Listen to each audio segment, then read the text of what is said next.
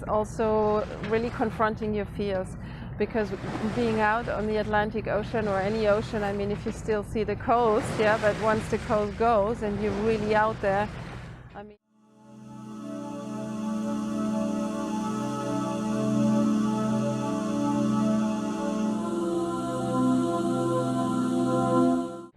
Hello everyone, I'm here on a boat in Portugal, in Lagos, on the Algarve with Dave, and he is showing me in a week how to learn to sail, just to begin.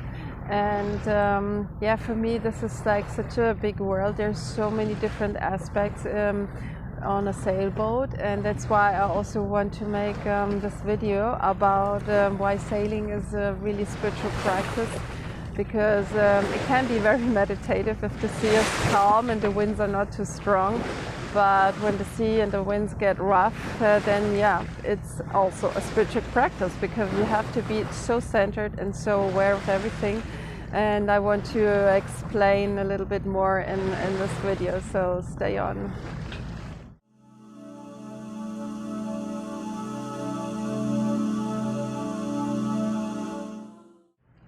Yeah, today we have about 1.5 meters swell, and yeah, you can really feel going it up and down.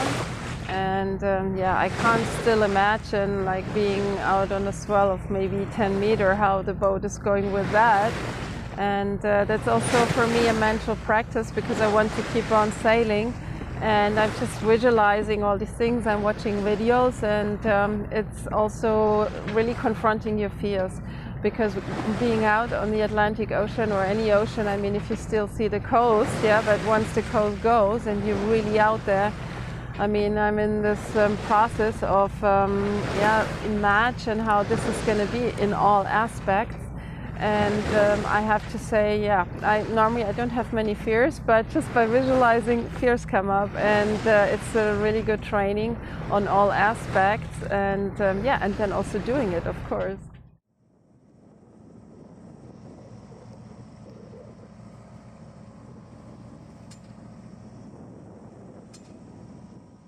And it's also because it's like constantly you have to do something on the boat, especially if there's wind like that. It doesn't stop. You have to change the sails and adjust the direction. And for somebody like me, well, I haven't learned that as a child, you know, and when you do it as an adult, everything is just so much more difficult.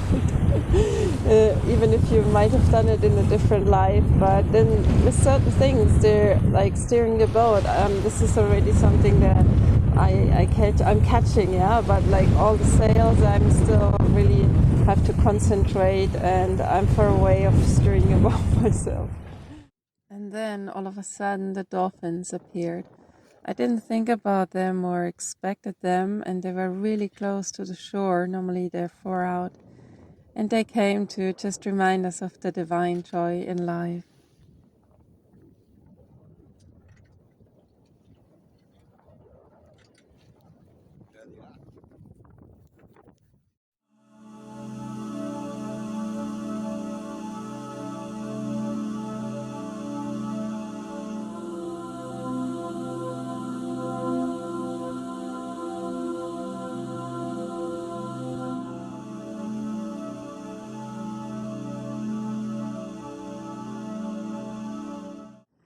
We're driving into a little port in this moment to anchor the boat, to sleep on the ocean.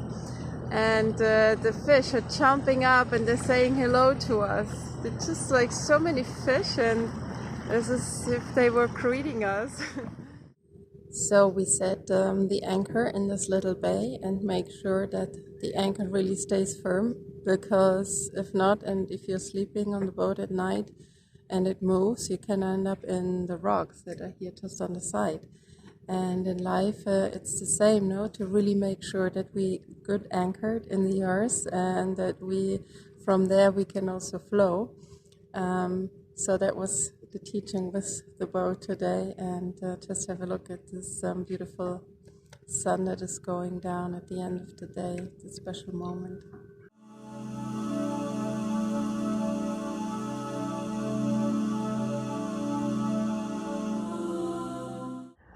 So I'm back now in the harbor of Lagos, as you can see in the back, and I just finished a 1-week confronting crew training on the boat, so I have a bit more idea of sailing now, and I want to continue learning and repeating because as I said, there's so many things to remember, but I really enjoyed it and a bit sad to leave.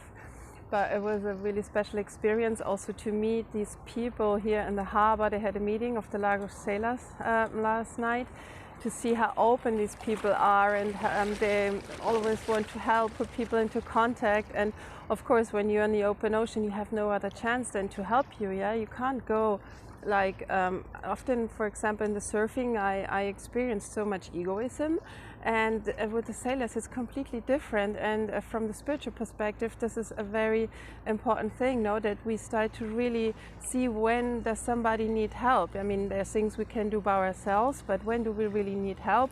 And there's no question then what nationality or anything, so you just do what you can. And yeah, I'm really grateful for this experience. And it was also interesting because last night I slept in my van close to the harbor, and I still had this feeling of the boat underneath me. It was like we were anchoring the other day, and the feeling was that my van was turning in circles, like the boat is turning around the anchor, and also the movement of the waves. So it was really confusing a bit last night, but also a very special feeling. And yeah, today I'm gonna go on to Algesur, to the west coast, to see some friends. Also Rob, I had an interview with him a couple of weeks ago. I also will link this video where because he swims in the open ocean and with nothing, and if you're interested, have a look at this video.